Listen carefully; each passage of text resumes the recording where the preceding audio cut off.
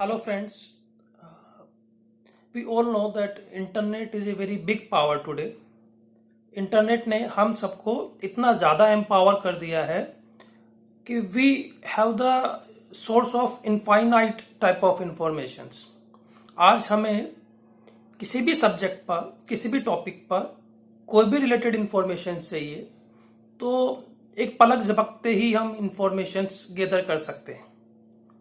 तो we can say कि आज का टाइम ऐसा है जहां पर गूगल ने, इंटरनेट ने हमको इतना ज्यादा एम्पावर कर दिया है कि for informations we need not require to see any other place.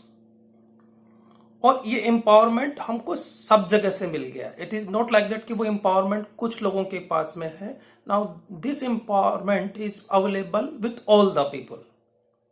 But ये एम्पावरमेंट का यूज हम कैसे कर रहे हैं, जो हमें एक पावर मिली है, एक वेपन मिला है, उस वेपन का हम यूज कैसे कर रहे हैं और क्या इफेक्टिवली हम वास्तव में ही वो एम्पावर हो रहे हैं या एम्पावर नहीं होकर हम इसका मिसयूज कर रहे हैं या मिसयूज हो जा रहे हैं, इसका हमें फायदा मिल रहा है, नुकसान हो रहा है, ये एनालिसिस करना बहुत जरूरी है।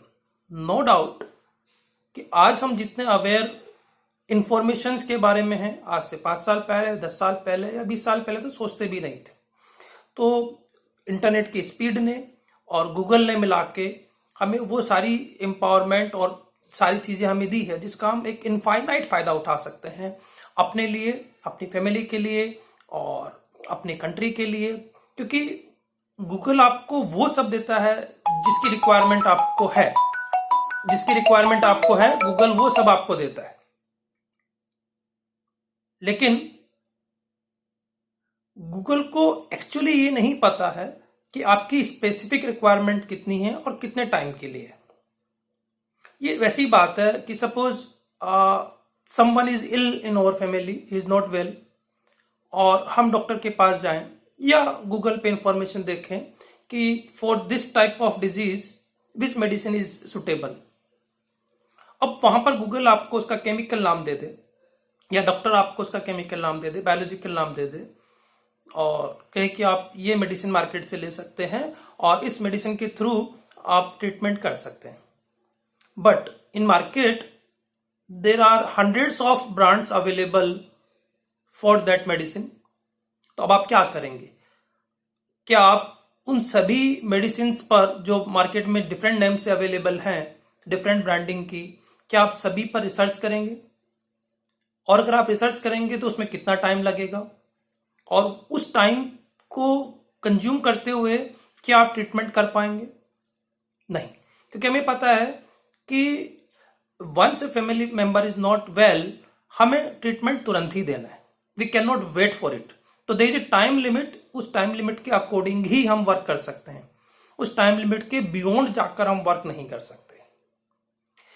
तो same is also true when we are doing studies with a particular target. अगर हम सपोज जेई के लिए टारगेट बना रहे हैं, नीट के लिए टारगेट बना रहे हैं, इवन सीबीएसई 12th के लिए टारगेट बना रहे हैं, तो वी नो कि हमारे पास में एक लिमिटेड टाइम है। It may be 1 year, it may be 2 year, it may be 6 month, it may be 3 year. और उन लिमिटेड टाइम में हमें वो टारगेट अचीव करने हैं।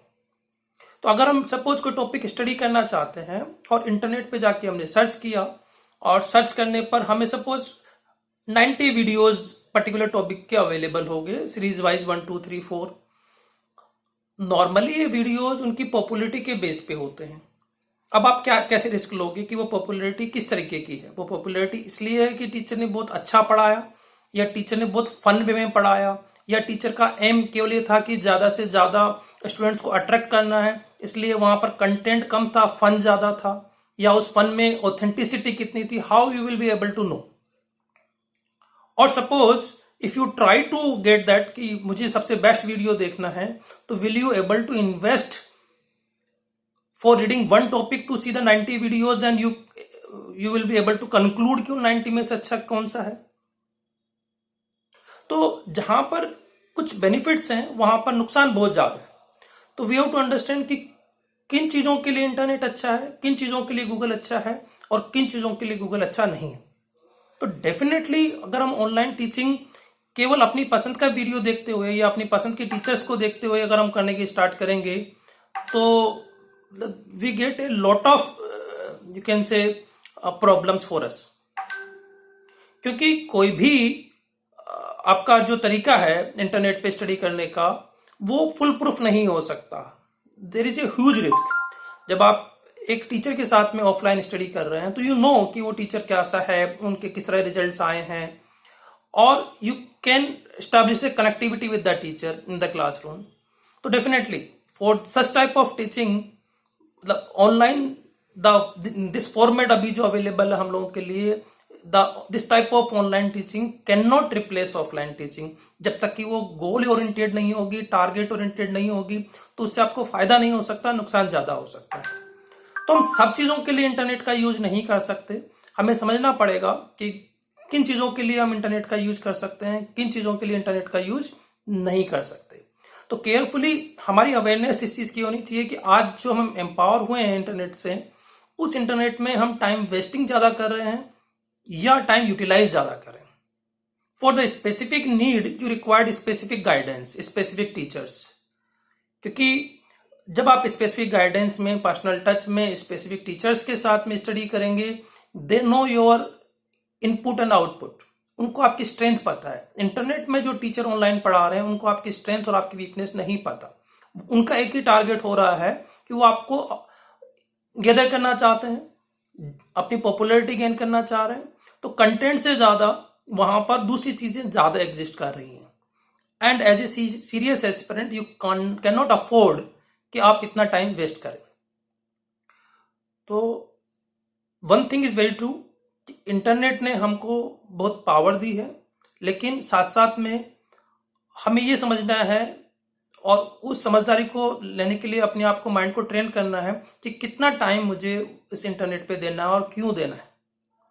If you have the availability of teachers, if you have the availability of good coachings, if you have the availability of personalized touch, then there is no need to invest any time of any type of internet. Even a single minute भी देने की जरूरत नहीं है internet पे इस तरह के इंफॉर्मेशन के लिए, क्योंकि वो आपको टाइम वेस्ट ज्यादा करेंगे। और साथ साथ में क्या है, जो कंटेंट इंटरनेट पे बनता है और जिस फ्रीक्वेंसी पे इंटरनेट बनता है वो लिक्रेटिव ज्यादा होता है। तो बार बार हमें फिर इंटरनेट पे जाने का अट्रैक्शन बढ़ता है, और जितना इंटरनेट पे जाने का अट्रैक्शन बढ़ता है उतना हमारा टाइम कंजम्पशन होता है। एंड यू नो कि इसके पीछे का सारा जो गेम है वो मार्केटिंग है। तो जब आप कोई वीडियो इंटरनेट पे देखोगे और वो स्पेसिफिक नहीं है, तो साथ साथ में आपको बहुत सारी इंफॉर्मेशन गूगल की तरफ से या मार्केटिंग कंपनीज की तरफ से बहुत सारे एडवर्टाइजमेंट भी दिखाई देंगे, और वो साइकोलॉजिकली वो सारे एडवर्टाइजमेंट इस हिसाब से बनाए जाते हैं आपके इंटरेस्ट के देखते हुए। तो वो सारे आपको अट्रैक्ट करेंगे। तो आप केवल एक वीडियो नहीं देखेंगे, आपको अट्रैक्ट करने के लिए, आपको कैप्चर करने के लिए, आपको घेरने के लिए बहुत सारी मार्केटिंग कंपनीज वहां पर पीछे हैं। क्योंकि कोई फ्री कंटेंट अगर आपको दे रहा है तो उनका इंटेंशन साथ में क्या है, यू हैव टू अंडरस्टैंड। तो जब तक आप ये डिसाइड नहीं कर पाओ कि मैं पर्टिकुलर कंटेंट क्यों देख रहा हूं और मैं अपने माइंड को कैसे कंट्रोल करूंगा कि मैं उन सारी लिक्रेटिव चीजों के पीछे नहीं जाऊंगा जो इंटरनेट पे मुझे दिखाई दे रही है, तब तक आपको इंटरनेट का यूज नहीं करना चाहिए। क्योंकि ये पॉइजन की तरह से है, धीरे धीरे आपको कैप्चर कर लेगा। और ये आप कह सकते हैं जो जिस तरह से ड्रग के एडिक्ट हो जाते हैं, ये उससे भी ज्यादा बड़ा एडिक्शन है। क्योंकि ड्रग जिसने भी बनाई उसके पीछे साइंस है कि वो जो मेडिसिन है वो आपके ब्रेन को कंट्रोल करती है।